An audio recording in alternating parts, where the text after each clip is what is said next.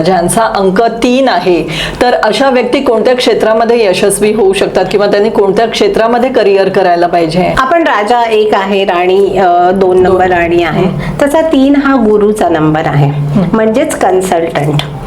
So गुरु of course त्याच्या नावातच गुरु आहे, टीचिंग फील्ड आहे, कन्सल्टेशन आहे, बिकॉज यांचं बोलणं खूप छान असतं, प्रभावी असतं, इम्प्रेसिव्ह असतं.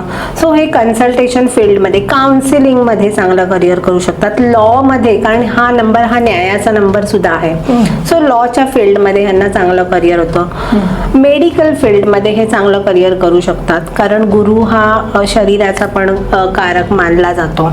त्याचबरोबर कुठल्याही धार्मिक संस्थेमध्ये head of the department like priest आहे किंवा कुठल्याही संस्थेचे मुख्य, धार्मिक संस्थेचे मुख्य म्हणून हे लोक काम करू शकतात. आणि मुख्य यांच्या करिअर ऑप्शन्स आहेत म्हणजे टीचिंग, काउन्सिलिंग आणि कन्सल्टेशन.